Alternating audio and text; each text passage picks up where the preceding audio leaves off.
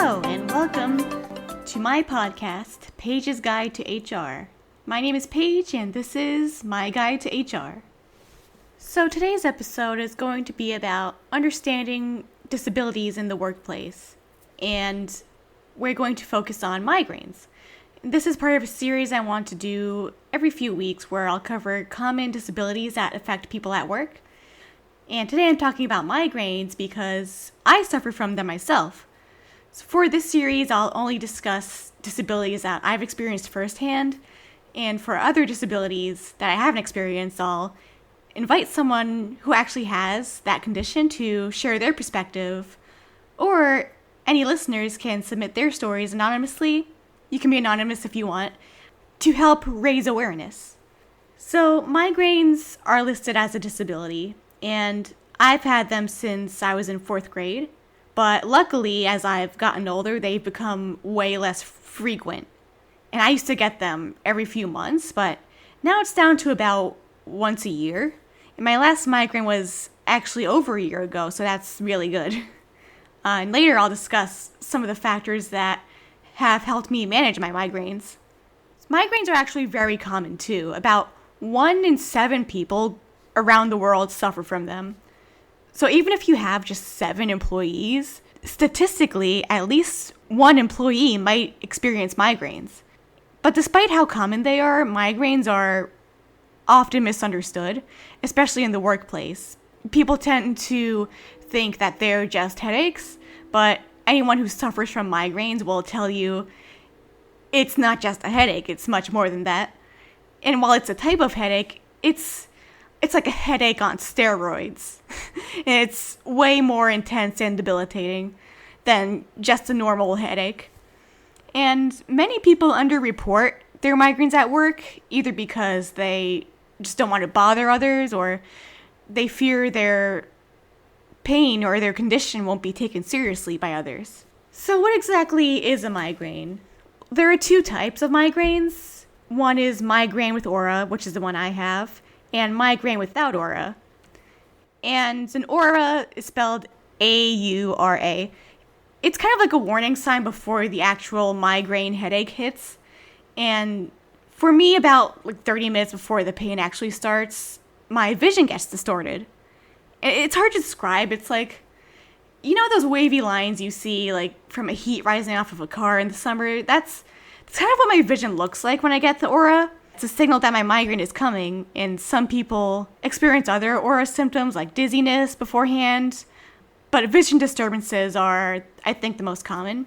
And it's important to note that migraines are a neurological disorder, meaning the problem is in the brain, and when your vision changes, it's not that it's a problem with your eyes, it's a problem with your brain.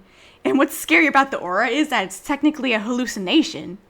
And honestly, I find the aura more unsettling than the actual headache itself. I can take the pain, but don't mess with my vision. I actually used to be very scared of the aura growing up, to the point where, if I had my picture taken and there was a very bright flash, the flash lasted for a while, in your eye, you know how that happens. I would be very scared, thinking oh, am I getting a migraine right now? But no, it was just a flash.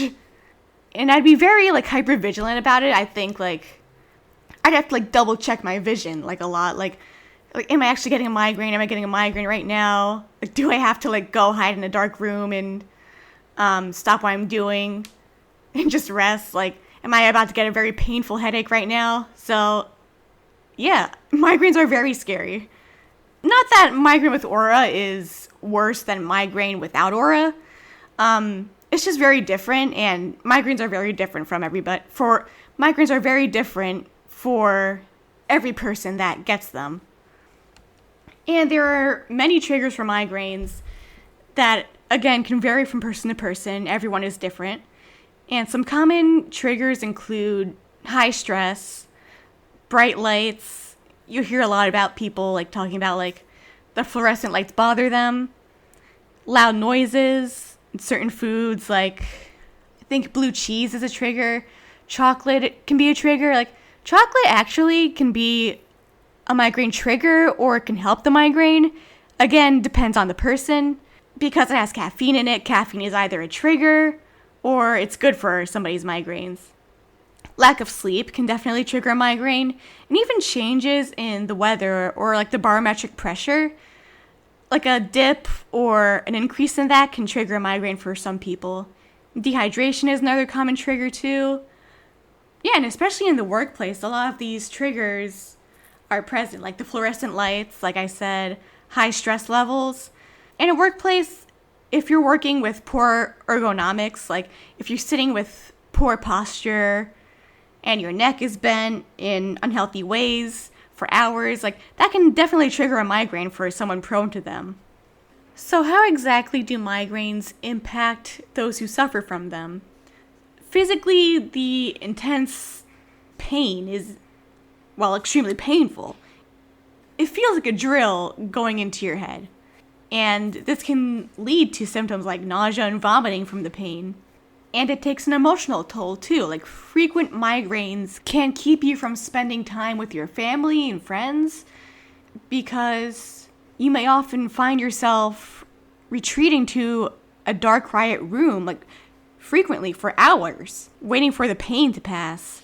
And this can significantly disrupt time with family and friends and work. And even just the fear of having an attack at work or anywhere in public is very debilitating. And migraines can make it like impossible to continue working, especially on important projects, or to even drive home. And in some workplaces, like there's this kind of stigma attached to migraines. Like many coworkers or supervisors may downplay the severity of it, thinking like, oh, Paige has to leave again for her migraine. Oh, she's so lazy. Like, it's just a headache. Like, why is she leaving over a small headache? And this can add a lot of pressure on employees to push through the pain, even when they really can't. But employers can support employees with migraines in many ways. And one simple solution is to just dim the lights a little bit. I remember when I was working on the insurance team at an office, there was one girl on the insurance team who suffered from migraines, and she asked the HR team to dim the lights around our area, and she asked all of us if we were okay with that too. And apparently, like, all of us at that pond were suffering from migraines as well. So all of us benefited from that. And creating quiet spaces where employees can rest if they get a migraine is another really effective measure. If it's viable, providing a dark room with like a couch for someone to lie down during a migraine attack can offer a lot of peace of mind and a huge sense of security for someone. Yeah, often in the workplace I think like, oh, if I have a migraine, like where am I going to lay down? Where am I going to wait for someone to pick me up? So it'll be very helpful to have like somewhere for an employee to lie down and somewhere that's quiet, you know, like a migraine safe space. And you can implement a generous sick leave policy. Many employees who have migraines worry a lot about, especially if they get frequent migraines, they get worried about how much PTO they have to take and if they're going to run out of PTO because they're getting so many migraines. But if you offer a generous sick leave policy, it can take a lot of that stress away. And now I want to talk about some coping strategies for anyone who suffers from migraines. If you experience migraines in the workplace, self-advocacy is very important. And while it's easier said than done, it's very crucial to make those needs understood by your supervisor or your manager. And just let them know if you're suffering from a migraine at that moment, like explain your symptoms clearly. And don't be afraid to ask for time to rest. Really communicating what you need and setting clear boundaries is key. You can also negotiate some adjustments that could help, like asking if the lights could be dimmed, like I said, or if you can have access to a quiet area when needed. And managing your triggers in the workplace is also important. Staying hydrated and regulating your screen time can really help. You might have heard of the 20-20-20 rule. So after 20 minutes of looking at your screen, you focus on something 20 feet away for 20 seconds. And that really helps with eye strain, which is a big contributor to migraines, especially when looking at a bright screen all day too. And also reducing stress and taking regular breaks are very helpful. And when you do have a migraine, having a contingency plan is very important. You can designate someone who can pick you up from work if needed. And if possible, go to a dark room in your workplace while you wait for them. And then once you're in your actual room, use an ice pack if that helps. Stay hydrated. Take ibuprofen or Advil if necessary. And just rest. Resting is the most important thing during a migraine. And there are also lots of preventative measures that have helped me personally to reduce the frequency of my migraines. And to preface this, I'm not a doctor, a pharmacist, or a neurologist, but I just want to share what's worked for me. And just because this has worked for me might not mean it'll work the exact same way for someone else. Because like I said, all migraines are different. Everybody suffers from migraines in very different ways. But I take a multivitamin that has vitamin B2 in it, also called riboflavin. And I take a magnesium supplement. And this combination has significantly reduced the frequency of my migraines. So much so that I only get them once a year, maybe. I said at the beginning, my last migraine was over a year ago. And I used to have migraines that would last for hours, but now once I get them, they only last for about an hour and a half. My last one, I think, was almost exactly an hour and a half, and then it was completely gone. And if you suffer from migraines, a lot of the time after, when you shake your head, you still feel it a little bit. You still feel some of that pain. That doesn't even happen for me. That doesn't happen for me anymore. I don't feel anything afterwards now.